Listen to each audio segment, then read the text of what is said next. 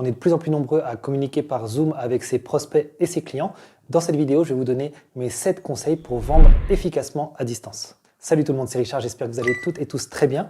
Et oui, c'est le gros sujet du moment et pas que du moment, hein. Sachez que le basculement sur la visio, c'est quelque chose qui va vraiment s'ancrer dans le futur, donc autant s'y préparer au mieux. Donc effectivement, aujourd'hui, je vais vous donner mes recommandations et sachez que j'ai un petit faible pour la 5e.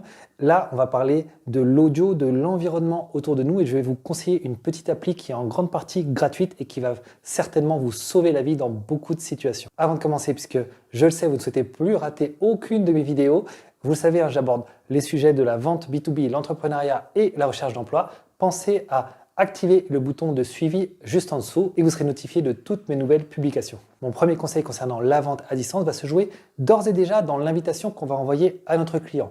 Je vous conseille fortement de ne pas juste mettre un lien, mais vraiment de contextualiser la future réunion. Par exemple, au lieu de simplement mettre dans le titre « Présentation de ma société Dupont et Dupont », on va tout de suite essayer de donner envie à notre interlocuteur de participer à la réunion. Et bien là, on va pouvoir mettre une accroche beaucoup plus incitative, telle que « Découvrez les produits les plus durables du marché chez Dupont et Dupont ». Une autre petite astuce concernant l'invitation, si vous êtes sur une adresse Gmail, ce qui est souvent le cas dans les entreprises, vous avez accès à votre agenda Gmail depuis lequel vous allez pouvoir envoyer directement une invitation à votre client. Ici, par défaut, ça sera l'application Meet qui va être insérée, mais vous avez la possibilité d'inclure une invitation Zoom. Dans ce cas-là, il faudra simplement ajouter l'extension Zoom à votre navigateur tel que Chrome. Je vous mettrai le lien dans la description et vous verrez, ça va grandement simplifier votre travail. Mon deuxième conseil va concerner votre arrière-plan. Alors là, il y a différentes possibilités. Soit vous choisissez d'avoir un arrière-plan classique, ça peut être tout simplement un mur ou un fond de bureau et bien ça peut faire l'affaire du moment que évidemment tout est professionnel.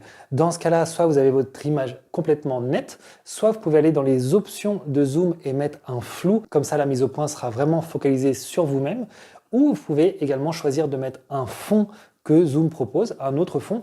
Moi, je suis pas trop fan parce que très souvent, c'est pas super net et du coup, ça fait un petit peu moins professionnel. Donc ici, ce sera à vous de voir selon la luminosité notamment. Un autre point, alors là, que l'on entend souvent, c'est d'avoir un fond le plus neutre possible. Je suis pas tout à fait de cet avis.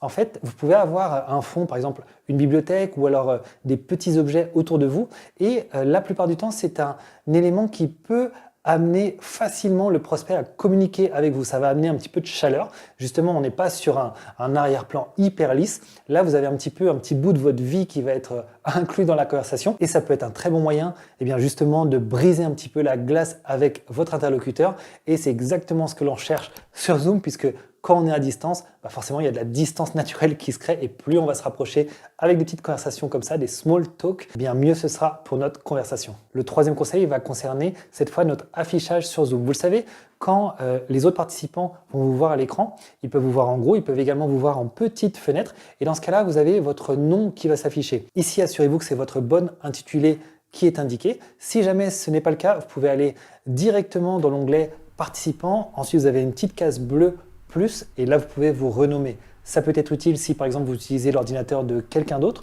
ou tout simplement si votre nom de base lorsque vous étiez inscrit sur Zoom, vous l'aviez rentré un petit peu rapidement, une petite faute s'était glissée et du coup ça posait problème, donc pensez à cette fonction. Le quatrième point va concerner l'angle de la caméra. Imaginez que vous êtes face à face avec votre client, bien évidemment, vous allez le regarder droit dans les yeux à la même hauteur. C'est la même chose quand on est sur Zoom ou en visio de façon générale. On va s'assurer d'avoir la caméra à hauteur des yeux et non pas être surélevé ou au contraire sous-élevé, ce qui va nous rapetisser énormément et ce qui va faire un petit peu bizarre dans la discussion.